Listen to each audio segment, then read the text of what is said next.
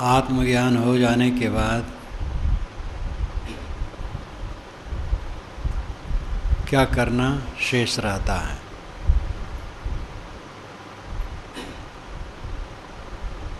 जब मनुष्य को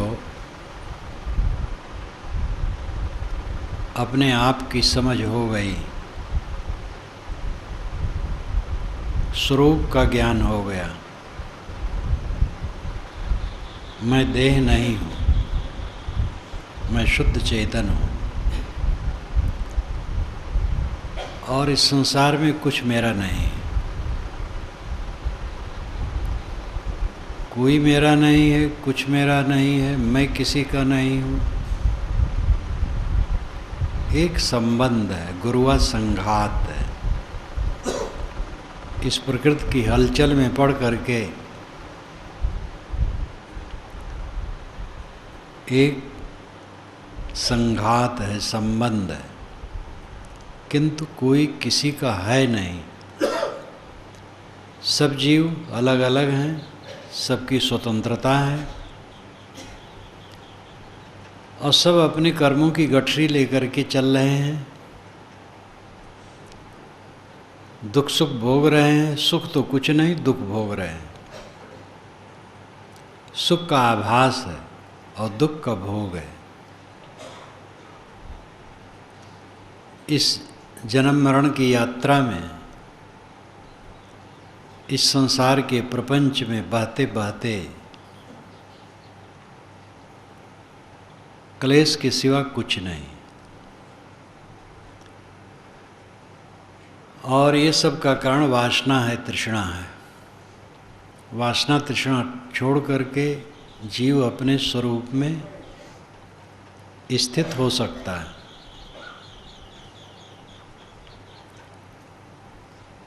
और यह काम करने में हमारी पूरी सुवस्था है।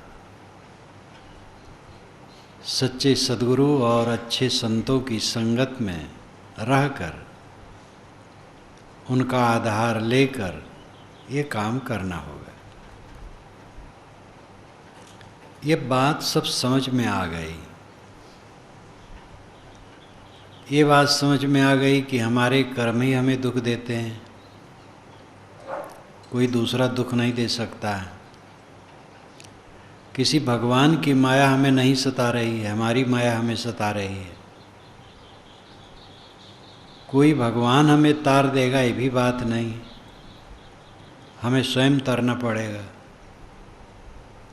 ये सब बातें समझ में आ गई। जो समझने की बातें हैं उसमें कसर नहीं। अब इसके बाद क्या करना है? जिसको एक वाक्य में कहें कि स्वरूप बोध, आत्मबोध हो जाने के बाद कौन सा काम करना शेष रहता है? वो एक ही काम है, स्वभाव को सुधारना।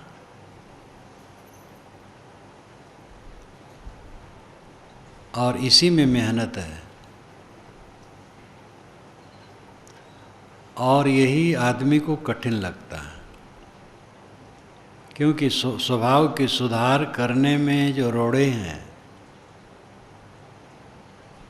वो सब अपने दुर्गुण हैं, आसक्ति है। लेकिन जो चाहेगा वो सुधारेगा।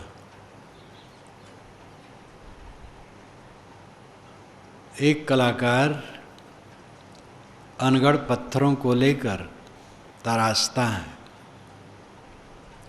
और उसमें सुंदर सुंदर मूर्तियाँ और वस्तुएं बनाता है।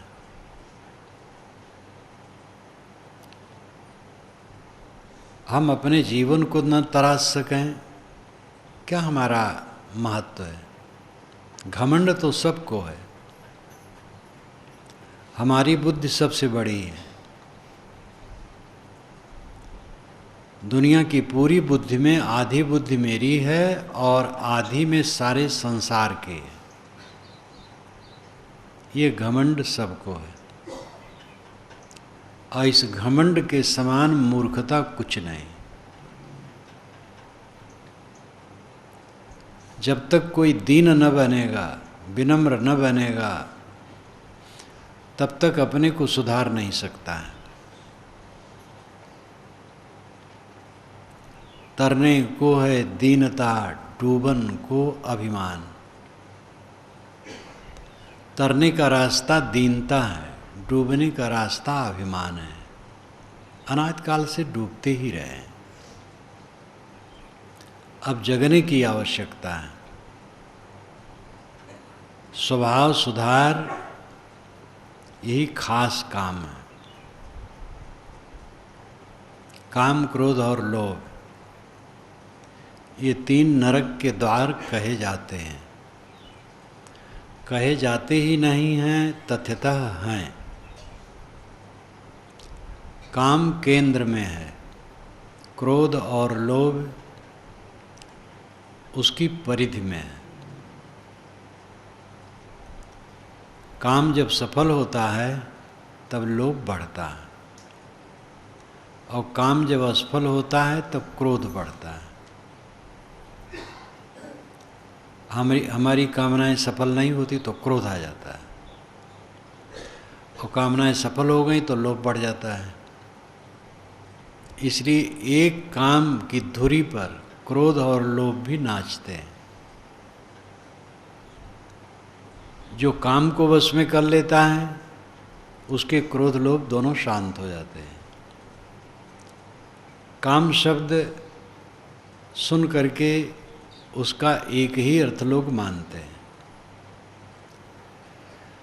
लेकिन एक ही अर्थ नहीं है।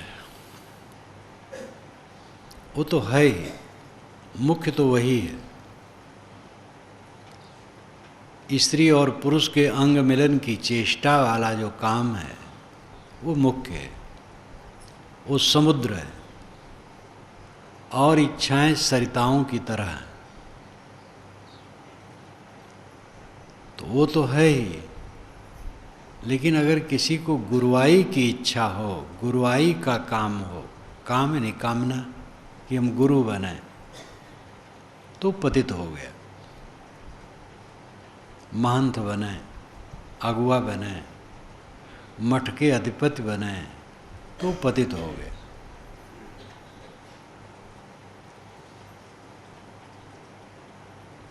भूख लगी हो और ये इच्छा हो कि भोजन मिल जाए, ये ठीक है।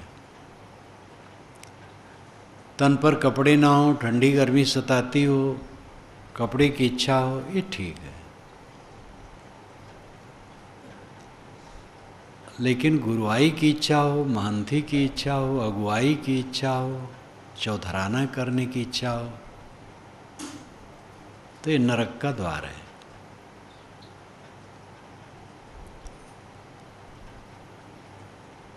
ये परमार्थ क्षेत्र में, धार्मिक क्षेत्र में ये बातें हैं, इसलिए मैंने इसका उदाहरण दिया।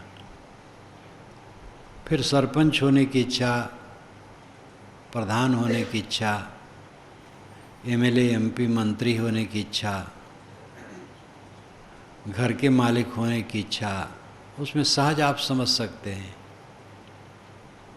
जब गुरु बनने की इच्छा नहीं होनी चाहिए तो एमएलए एमपी बनने की इच्छा कल्याणार्थी को क्या होगी? कामनाएं हमें सताती हैं और भटकाती हैं। आप कह सकते हैं फिर एमएलए एमपी कौन होगा? वो तो बहुत हैं, मारा मारी करके होने में लगे। यहाँ तो कल्याणार्थी की बात है, जो कल्याण चाहे। उनको निष्काम होने की ज़रूरत है। आप अगर कहें सब निष्काम हो जाएं तब कैसे दुनिया चलेगी? तो दुनिया चलेगी क्या? दुनिया चली चलाएगी, सब निष्काम हो जाएं। न फौज की ज़रूरत, न पुलिस की ज़रूरत। अगर दुनिया से सेना की सत्ता हट जाए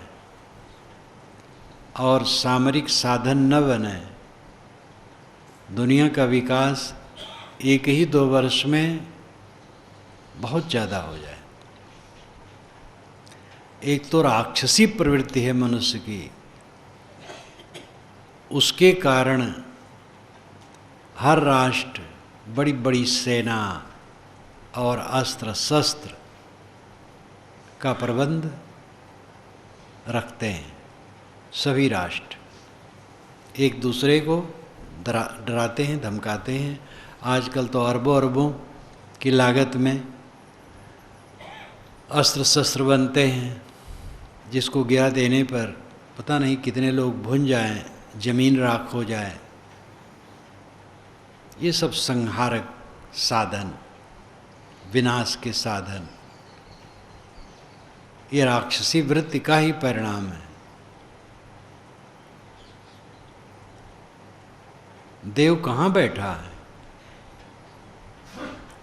वो क्या कर रहा है? इन बेअक्लों को समझा नहीं सकता है। पूरी दुनिया में राक्षसी प्रवृत्ति, इराक की दशा आप देखिए, और फिर उसके साथ जो हुआ, और भी हर जगह तो है। भारत कहीं अलग है? आतंकवादी भून भून करके लोगों को, निरपराध लोगों को चले जाते। एक दिन अगर कानून उठा लिया जाए, 20 सितंबर को पूरे भारत में कोई कानून नहीं रहेगा, कोई कुछ करे उसके लिए कोई कानून लागू न होगा, तो 20 तारीख को चलना मुश्किल हो जाएगा। जब कोई उत्पात आता है और पुलिस ढीली हो जाती है, तो देखते नहीं, फूंक ताप और लूट।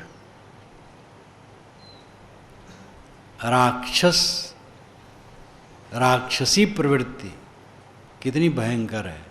इस सब के मूल में क्या है? कामना। अधिक भोग हमें मिले, अधिक पद सम्मान हमें मिले, देह का अहंकार, देह और इंद्रियों के भोग की लालसा, यही सब सारा क्रूर कर्म करवाती है। काम धुरी है, और काम के इर्द गिर्द क्रोध और लोभ नाचते हैं। क्रोध से हिंसा और लोभ से पर सत्व का अपहरण, पराये हक को मारना।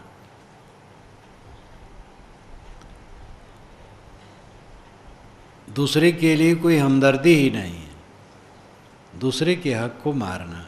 ये घूस जो लेते हैं भगवान के भगत होते हैं।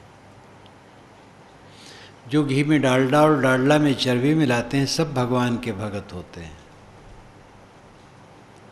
और जो मंदिरों मस्जिदों में असलहा रखते हैं और दूसरे पर हमला करते, वो भी भगवान के भगत होते हैं। भगवान की भक्ति तो इतनी है, 9 नेजा ऊपर तक, शायद 7 हाथ का या 9 हाथ का नेजा मानते होंगे। नेजा भाला जितना माने, 9 नेजा ऊपर तक भगवान की भक्ति और शैतानियत का आचरण, ये इसके मूल में काम है। काम ही मूल था जो रावण ने इतना उत्पात किया था कहानी के अनुसार। क्योंकि लंका वाले कहते हैं कि भारत वालों ने हमारे ऊपर एक रावण थोप दिया। लंका में रावण का कोई इतिहास नहीं, लेकिन कहानी के अनुसार रावण का सारा उत्पात एक काम के पीछे रहा। युधिष्ठिर और दुर्योधन दोनों काम के पीछे लड़े और मरे। जुआ खेल करके विजयी हों, दोनों को कामना थी। ये बड़ी बड़ी कथाएं हैं। अपना जीवन सबसे बड़ी कथा है। अपने जीवन का हमें विश्लेषण करना चाहिए। दूसरे का उदाहरण तो केवल प्रेरणा के लिए है। काम तो होगा अपने जीवन का विश्लेषण करने से। हम अपने जीवन को देखें।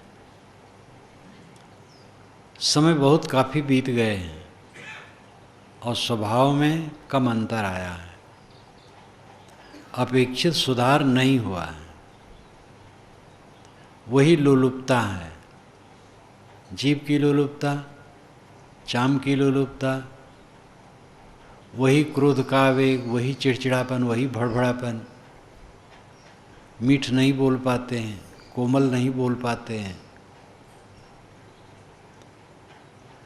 स्वार्थ की भावना मन में आती रहती है, अभिमान मनोविकार जगते रहते हैं। कब इनका सुधार होगा? कौन दिन आएगा? दुनिया के जो बड़े बड़े संत हुए हैं, उनका काल जो रहा है आज ही जैसा रहा है। आज ही जैसे वर्षा, गर्मी, शरद ऋतुएं रही हैं, आज ही जैसा गर्दा गुब्बार, कीचड़ पानी, हल्ला गुल्ला, राग द्वेष, कला कल्पना रही है। आज ही जैसा सब कुछ रहा है, बल्कि हो सकता है और विकृत रहा हो। पूरा काल जिसको हम सतयुग कहते हैं, त्रेता कहते हैं, वैसे आप ये भी ध्यान दें कि सतयुग, द्वापर, कलयुग, त्रेता इत्यादि का वर्णन ये पुराना नहीं है, ये 2000 वर्षों से ज़्यादा प्रचलित है। वेदों में युग शब्द आया है जोड़ा के लिए, जुआठा के लिए और छोटे छोटे कालखंड के लिए। यजुर्वाण 10वें युगे, 10वें युग में यजुर्वाण बूढ़ा हो गया। 10वें युग, 10वां दशक, जब 90 वर्ष की उम्र बीती और 91 लगा तो 10वां युग है। एक दशक का एक युग। तो युग शब्द छोटे छोटे कालखंडों के लिए वर्णित है। सतयुग, त्रेता, द्वापर, कलयुग, ये चारों युगों का वर्णन वेदों में कहीं नहीं। ऋग्वेद का ऐतरेय ब्राह्मण है, हर वेद का ब्राह्मण ग्रंथ होता है। ऋग्वेद का ऐतरेय ब्राह्मण है जो बहुत प्रसिद्ध है। उसमें चारों युगों का नाम एक साथ आया। कलि शयानो भवति, संजिहानस्तु द्वापरः, उत्तिष्ठम् अस्त्रेता भवति, कृतं संपद्यते चरन्। कलि शयानो भवति। शयानो, शयान, आदमी जब सोता है तो कलि है, शय सोना। जब आदमी सोता है तो कलिकाल है मानो। कलि शयानो भवति, संजिहानस्तु द्वापरः, संजिहानस्तु जग गया तो द्वापर आ गया। कलि शयानो भवति, संजिहानस्तु द्वापरः, उत्तिष्ठम् अस्त्रेता भवति। उत्तिष्ठम, उठ खड़ा हुआ तो त्रेता हो गया। कृतं संपद्यते चरण, चरण जब वो गतिशील हो गया, चलने लगा तो कृतम, सतयुग हो गया। कृतयुग यानी सतयुग हो गया। ये चारों युगों का वर्णन इस ढंग से है, कालखंड से नहीं है। वही आदमी जब सोया है, अज्ञान में डूबा है, मोह में डूबा है तो कलिकाल में, जग गया तो द्वापर में, उठ खड़ा हुआ साधना में लग गया तो त्रेता है, और गतिशील हो गया कल्याण मार्ग में तो सतयुग है। पुराणों में जो कालखंड का वर्णन युगों के लिए है, सब पीछे की कल्पना है। सतयुग में दूध की नदी बहती थी, कोई तकलीफ नहीं थी। त्रेता में, लेकिन उस युग का जब समय बताते हैं तब दास प्रथा थी। जैसे आजकल बैलों का बाजार, घोड़ों का बाजार, हाथियों का बाजार होता है, वहाँ आप जाएं घोड़ा, हाथी, बैल खरीद लाएं, ऐसे मनुष्यों का बाजार होता था। हमारे 10 दास दासी हैं, गुलाम हैं, पैसे की ज़रूरत है, 1-2 को ले जा कर के बाजार में बेच आए। लोग खरीदने आते थे तो पुरुष या स्त्री जिसको खरीदना चाहते थे देखते थे, उसको उठा के चलाते थे, बात करते थे, कपड़े हटा करके कुछ अंगों को भी देखते थे, कहीं चोट दाग क्या है कैसे है, स्वभाव परखते थे, तब दाम लगाते थे। कोई गुलाम है तेज तर्रार सुंदर, दाम ज़्यादा पड़ता था। ऐसी स्त्री है, भोला भाला है, कम बुद्धि का है, कम दाम में खरीदा जा सकता है, टेढ़ा मेढ़ा और थोड़े दाम में मिल जाता है, जैसे गिरा पेरा बैल थोड़े दाम में मिल जाता है। इस प्रकार जानवरों की तरह आदमी को खरीदा बेचा जाता था। पुराणों में आता है अमुक ऋषि मुनि को इतनी दास दासियां दान दी गई, तो क्या वो मशीन में बन ढलते थे? ये मनुष्य होते थे। हार जाने पर लोगों को गुलाम बना लिया जाता था, जो हार जाते थे। कर्ज लिए हैं, नहीं दे पाए तो गुलाम बना लिया गया। गुलामी की प्रथा नेपाल में 100 वर्ष हो रहे हैं ख़त्म हुए, बहुत पीछे नेपाल में ख़त्म हुआ है। भारतवर्ष में ही पूरा काल में रहा, यहाँ बहुत पहले ख़त्म हुआ। तो जो कुछ गंदगी आज है, इससे बढ़ चढ़ करके भी पहले रही है, कम नहीं रही। लेकिन उसी समय विवेकवान अपना कल्याण किए। संसार ऐसे रहेगा, संसार को आप दूध का धोया नहीं बना सकते हैं। आप स्वयं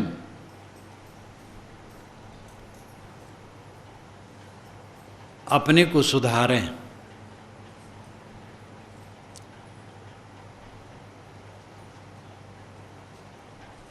स्वयं अपने को देखें, समझें। अपने को सुधारने की शक्ति सब में है। हर इंसान अपने को सुधार सकता है। अगर हम सुधरने में स्वतंत्र नहीं है तो कल्याण की भूमिका कहाँ है? हमारा कल्याण किसी दूसरे देश और काल में होगा, ये मनहूसी बात बिल्कुल गलत है। आज होगा इसी देश में, इसी काल में हमारा कल्याण होगा, क्योंकि परमार्थ या सत्य से देश काल की दूरी नहीं है। परमार्थ, सत्य, परमात्मा, मोक्ष, निर्वाण, कल्याण, ब्रह्म, ये जितने शब्द कहे जाते हैं, इन शब्दों का जो अर्थ है वह किसी दूसरे देश में है, दूसरे काल में है। ये उपदेश बिल्कुल गलत है। देश काल की दूरी है ही नहीं। जहाँ मैं हूँ वहीं परमात्मा है, जिस काल में हूँ वहीं परमात्मा है। आत्मा से अलग कहीं परमात्मा आप पाएंगे खोज करके? पाना नहीं है, नित्य प्राप्त है। विस्मरण है, स्मरण में आना है। सही दशा में ठहरना है। पाना कुछ नहीं। जो कुछ आज तक पाए हैं उनका विसर्जन करना है। कूड़ा कबाड़ इकट्ठा किए। आदमी बैठे अकेले में तो उसके अंदर में क्या उठता है? काम, क्रोध, द्वेष, ईर्ष्या, अहंकार, चिंता, उद्वेग, यही सब उसके चित्त में उठते रहते हैं। यही तो कमाई है आज तक की, और क्या है? राम रहीम कहते रहो, जीवन बीत जाएगा राम रहीम कहते और शास्त्रों के मंत्रों का पाठ करते। जब तक कोई स्वभाव सुधार पर जोर नहीं डालेगा, ये कूड़ा कचड़ा बाहर निकलेगा नहीं। स्वभाव सुधार पर ध्यान दो। दुनिया रुई को धुनता है, एक एक रेशे अलग कर देता है और सारा कचड़ा छड़ जाता है। एक बार का मुझे अनुभव है।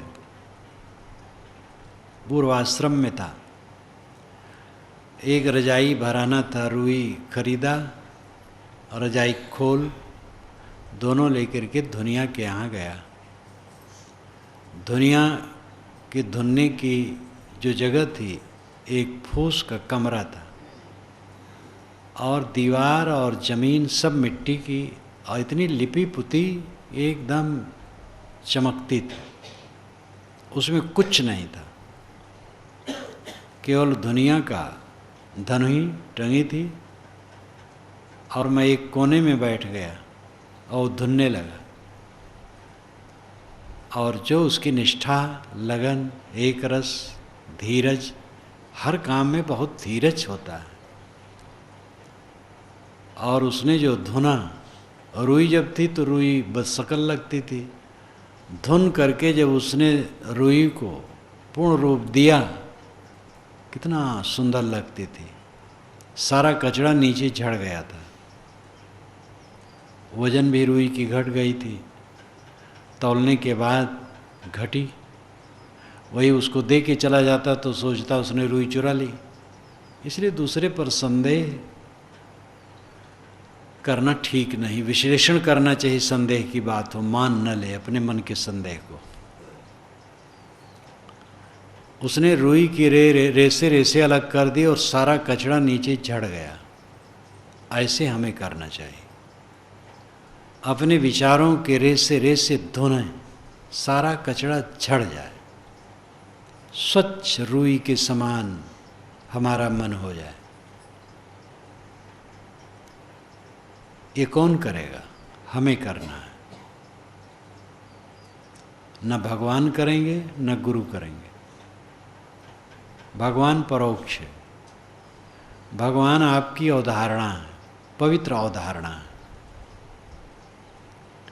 गुरु सामने है लेकिन वो केवल बताएंगे, वो अपना धुनेंगे, अपना उन्होंने धुन लिया है तो उनका बेड़ा पार है, वो बताएंगे। आपको स्वयं अपना धुनना पड़ेगा। वो जितना धुनते हैं बाहर से धुनते हैं, बाहर से धुनना गुर कुम्हार शिष्कुंभ है, गड़गड़ काढ़े खोट, अंतर हाथ सहार दे, बाहर बाहे चोट। गुरु कुम्हार है और शिष्य कुंभ है, घड़ा है, गड़गड़ काढ़े खोट।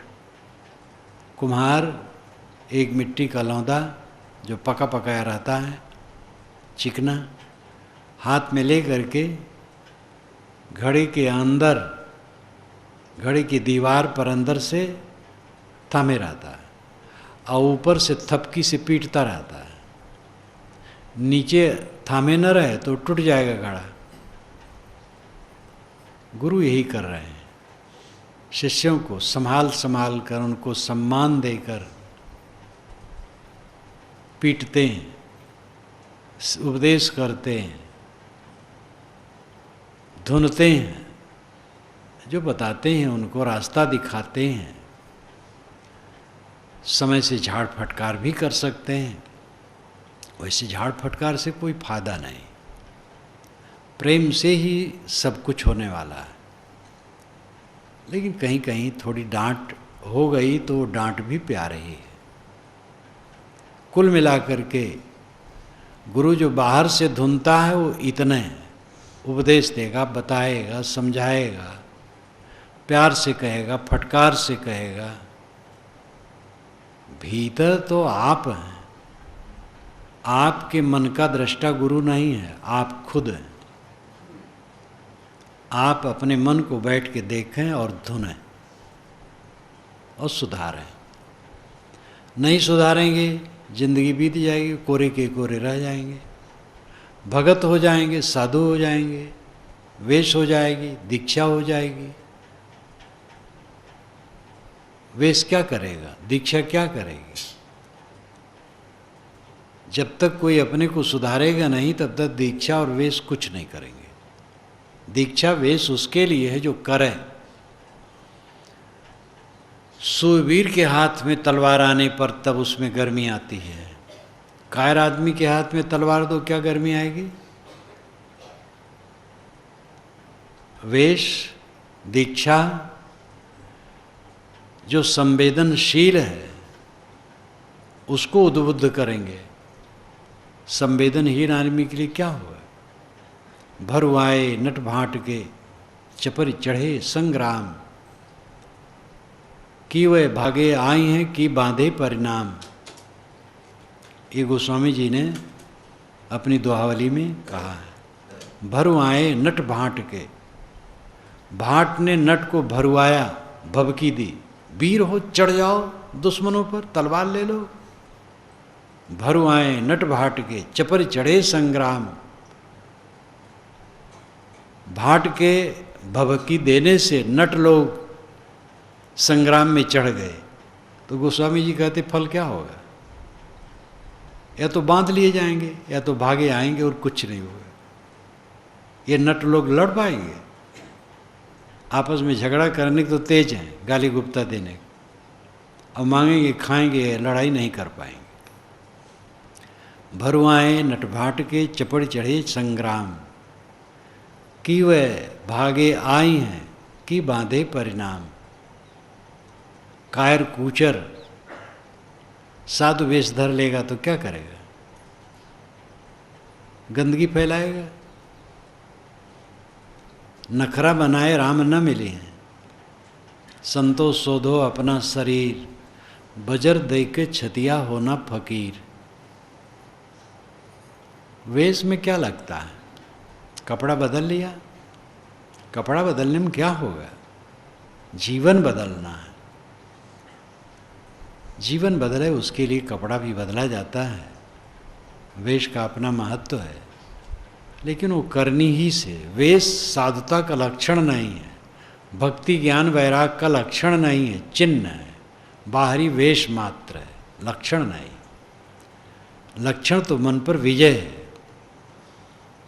स्वभाव सुधार। स्वभाव की गंदगी परत पर परत है। सबको गुमान है तो हम तो सुधरे ही हैं। किसी कह दो तुम गलत हो, लाल हो जाएगा। लेकिन एक विवेकी को कह दो गलत हो, वो नम्र हो जाएगा। विवेकी कभी भी ऐसा नहीं सोचेगा लोग मुझे क्या कह दिए, मैं ऐसे ही कहलाने योग्य हूँ। अगर मुझे लोग गलत कहते हैं तो ठीक कहते हैं। जिंदगी को जो समझा जिंदगी को रोता है, जो जीवन को समझा वो जीवन के लिए रोता है कि हम जीवन क्या जी रहे हैं, कैसे जी रहे हैं। अकेले में बैठो, अपने मन को देखो, मन क्या सोचता है, कागज पर लिखो। 10 मिनट का कागज भी दूसरे को दिखा नहीं पाओगे, इतनी गंदगी है। ऐसी सी बात सोच सकते हो? अब अगर ये नहीं है, निर्मल है, तो फिर पूरा जीवन है। और अगर बीच बीच में गंदगी आ जाती है तो दाग है। देखो अपने अपने चादर को, मन की चादर। ज्ञान हो जाने के बाद स्वभाव सुधारना शेष रहता है, जो वही लंबी यात्रा है, वही परिश्रम की बात है। एक तो ज्ञान ही लोगों को नहीं होता है, क्योंकि अच्छी जगह लोग नहीं पहुंचते हैं। धर्म सभाएं कम होती हैं, ज़्यादातर तो हल्ला गुल्ला, कीर्तन कथा, रासलीला, ये सब होता है। ज्ञान विवेक की बात जहाँ हो ऐसी सभाएं कम होती हैं। ऐसी सभाओं में भी ज़्यादातर तो भक्ति का वर्णन करते करते समय बिता देते हैं। भगवान की महिमा, देवता की महिमा, संत की महिमा। हमारे गुरुजी महाराज बैठे थे सिंहासन पर, गद्दी पर, दुश्मन उनको मारने आए तो गुरुजी के गुरुजी पीछे खड़े दिखाई दिए, जो मर चुके थे। तो दुश्मन भयभीत हो गए कि इनके गुरुजी जो चले गए मर करके, वे खड़े हैं। भयभीत होके भाग गए। बेकार की बात है, जो मर गया वो कैसे आ सकता है। धर्म वाले जितना झूठ बोलते हैं उतना झूठ शायद कोई बोलता हो। दूसरे भी झूठ बोलते हैं लेकिन वो बदनाम है, और धर्म वाले झूठ बोल करके प्रशंसित है। चमत्कार की जितनी बातें हैं 16 आने झूठी हैं, चाहे वो धर्म शास्त्रों में लिखी हों, चाहे दुनिया के बड़े से बड़े पुरुष के नाम में जुड़ी हों, सब की सब झूठी है। जैसे गुरु महाराज मर जाने के बाद आए, गुरु महाराज कई सौ वर्ष के हैं, सिद्ध योगी आकाश में उड़ते हैं, बिना खाए रहते हैं, सबके मन की बात जान जाते हैं, जो चाहें सो कर सकते हैं, किसी को लड़का बच्चा धन दे सकते हैं, मुकदमे में विजय करा सकते हैं, थोड़ा चावल से भात बनवाए और कई हंडे भात हो गए। हजारों का भोजन बनाना था, लकड़ी थोड़ी सी थी, गुरु महाराज देखे लकड़ी बढ़ गई। एक आश्रम बनना था, 20 फीट की सहतीर चाहिए थी, लेकिन 19 फीट की थी। गुरु महाराज देखे तो 20 फीट की हो गई। इन जैसी बातें 16 आने झूठी हैं और धर्म में बड़ी मज़े से चलती हैं। और इसमें कोई संप्रदाय बचा है आंशिक रूप में, सारे संप्रदायों की यही लीला है। मूल पुरुषों ने जो एकदम क्रांति की बात कही, जैसे बुद्ध, कबीर, लेकिन बुद्ध और कबीर के मत में पीछे चलने वालों में ऐसे बड़े बड़े दल हैं जो घोर चमत्कार में डूबे हैं। वेद शास्त्रों, उपनिषदों को अपना ग्रंथ मानने वाले घोर चमत्कार में डूबे हैं। उपनिषदों में कहीं चमत्कार नहीं। वैदिक परंपरा का जो ज्ञान का ग्रंथ है वो मुख्य है उपनिषदें। वेदों में कर्मकांड ज़्यादा है, प्राकृतिक शक्तियों का वर्णन बड़ा रोचक है। ज्ञान का जहाँ विषय है हीरे मोती की तरह है, लेकिन उसकी मात्रा कम है। उपनिषदों में अधिक है। ज्ञान का ग्रंथ उपनिषदें हैं वैदिक परंपरा की, लेकिन उपनिषदों में न तो चमत्कार है, न अवतारवाद है, न पैगंबरवाद है, न दैववाद है। आत्मज्ञान, ब्रह्मज्ञान, आत्मशुद्धि, कर्म शुद्धि, एकदम सही बातें हैं। लेकिन उस परंपरा के मानने वालों को देखो कितने डूबे हैं। जब कबीर और बुद्ध जैसे क्रांतिकारी पुरुषों के अनुगामियों में चमत्कार की भरमार है तो और क्या कहा जाए। तो ये लौकिक लाभ के लिए चमत्कारी बातें करते हैं लोग, सब झुठाई। और जहाँ झुठाई आई वहाँ पर सत्य कहाँ रहा, ज्ञान कहाँ रहा, विवेक कहाँ रहा। जो काइयाँ लोग हैं चमत्कार गढ़ते हैं और भोले लोग फंसते हैं। कितने लोग ईमानदार हैं, वो बेईमान नहीं है, लेकिन उनके दिमाग में भरा है, धर्म ग्रंथ में लिखा है, तो झूठ कैसे हो गए। मास दिवस का दिवस भ्रम न जाने कोई। जब राम का जन्म हुआ तो अयोध्या में जन्मोत्सव चल रहा था, तो सूरज उस जन्मोत्सव को देखने के लिए आकाश में खड़ा हो गया। तो 1 महीना तक खड़ा रहा और ये कोई जान नहीं पाया। इसीलिए वाल्मीकि ने लिखा नहीं, वो भी नहीं जान पाए, किंतु गोस्वामी जी जान गए, जो 16वीं शताब्दी में हुए। मास दिवस का दिवस बा मरम न जाने कोय, रथ समेत रवि था क्यों निशा कवन विधि हो। वेदों में जीवीम श्रद्धा सतम, पश्चिम श्रद्धा सतम, शृणुयाम श्रद्धा सतम कहा गया। हम 100 वर्ष जिए, देखें, सुने, सैकड़ों सैकड़ों बार कहा गया 100 वर्ष जीने की बात। लेकिन पीछे वाले कहते हैं हम वेद को मानते हैं और 1000 लाख करोड़ अरब खरब बरस जीने की बात करते हैं। राजा प्रियव्रत 11 अरब वर्ष राज्य करता रहा। ये श्रीमद् भागवत में लिखा है, 11 अरब वर्ष राज्य करता रहा। 2,500 वर्ष का इतिहास ठीक से नहीं मिलता। 2,500 वर्ष के और बाद पीछे पहले वाला प्राक इतिहास माना जाता, छिपा हुआ इतिहास।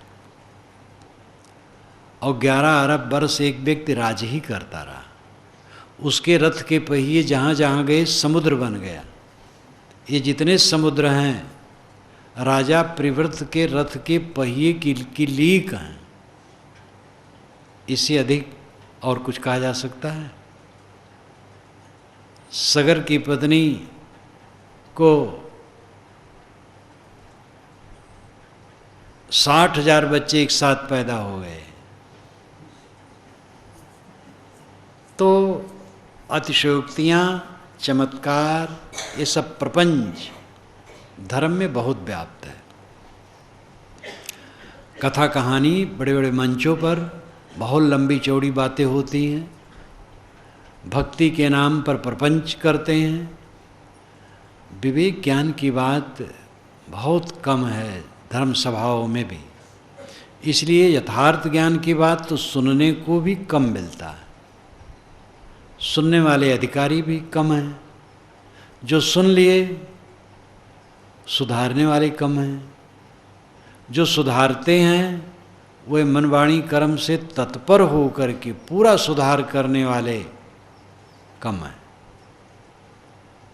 लेकिन उसी कम वालों में हमें अपना नंबर रखना चाहिए। हमारी शुभकामना है कि सब ऐसे हों। हम अपने आप को उसमें रखें, दृढ़ संवेदनशील बने। जीवन की सार्थकता इसी में है। यथार्थ ज्ञान और स्वभाव का सुधार, बस मोक्ष। अपने को ठीक से समझ लो। आत्मा का स्वभाव निर्मल है। सारा मल अज्ञान से है। इसको धोने में हम समर्थ हैं, ये पक्का निश्चय हो जाए और फिर धोएं। ये डर लगता है अथवा संदेह होता है कि सुधरेगा कि नहीं। सुधारते सुधारते फिर मन में खराबी आती है, फिर भूल हो जाती है, फिर भूल हो जाती है। घबराने की आवश्यकता नहीं। धान काटने वाला, गेहूं काटने वाला, फसल काटने वाला गिन करके हंसियां नहीं चलाता है और टाइम भी नहीं देखता है, दिन भर लगा रहता है। हल चलाने वाला 1 बार, 2 बार, 10 बार, 100 बार गिनता नहीं है, सुबह से शाम तक जोतता है। जो रास्ता चलता है कदम गिनता नहीं है, चलता है। साधना करने वाला सच्चा साधक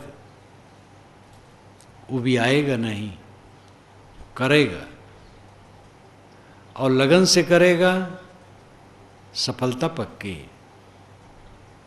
हम काले शरीर को गोरा नहीं बना सकते हैं। स्त्री शरीर को पुरुष, पुरुष शरीर को स्त्री नहीं बना सकते हैं। लंबे को छोटा, छोटे को लंबा नहीं बना सकते हैं। लेकिन कामी मन को निष्कामी, क्रोधी मन को निष्क्रोधी, लोभी मन को निर्लोभी बना सकते हैं। उलझे मन को सुलझा सकते हैं। उद्वेगित मन को उद्वेग शून्य कर सकते हैं। ये हमारे में बल है। नहीं सुबस्ता भोग में अफल फले फलनाश, ताते ते पुरुषार्थ सुबस काज पर काश। सतगुरु विशाल साहब ने कहा है, नहीं सुबस्ता भोग में सुबस्ता नहीं, अफल फले फलनाश। जो न चाहो घट जाता है, हो जाता है, जो चाहो नहीं होता है। कितने लोग विवाह करते हैं संतान के लिए, संतान नहीं होती है। कितने लोगों को संतान होती है, वो जीवन भर वो केवल तकलीफ देती है। अनेक कारणों से, स्वभाव बस, शरीर बस। किसी किसी संतान हो गई, हाथ पैर उसके व्यर्थ हैं, जीवन भर उसी की सेवा करो। किसी का स्वभाव है क्रूर है, माता पिता को सता रहा है, तो अफल फले फलनाश। अंततः तो अफल फलेगा ही। आदमी भोगी आदमी भोग चाहेगा निरंतर, निरंतर हो नहीं सकता, इंद्रियां शिथिल होंगी। अति करेगा तो रोगी होगा, बीमार होगा, परेशान होगा। जिस पत्नी या पति में मोह होगा, अपूर्णता दिखाई देगी आगे चल करके, विकृतियाँ आएंगी, सब कुछ टूटे फूटेगा, बिगड़ेगा। कणों का जोड़ सारा संसार है, तो असंतोष तो इसमें रखा रखाया है। अफल फले फलनाश ताते ते पुरुषार्थ सुबस काज प्रकाश। इसलिए भोगों की कामना छोड़ करके आत्म सुधार के लिए काम करो, ये सुबस काम है। काम भोग की पूर्ति के लिए स्त्री को पुरुष, पुरुष को स्त्री चाहिए। निष्काम रहने के लिए किसी की नहीं जरूरत है। स्त्री स्वतंत्र, पुरुष स्वतंत्र, किसी की दूसरे की जरूरतें नहीं है। बहुत भोग के लिए बहुत प्रपंच की जरूरत है, जीवन गुजर के लिए बहुत प्रपंच की जरूरत नहीं है। अगर निष्पाप रहना चाहते हैं और कल्याण साधना में बढ़ना चाहते हैं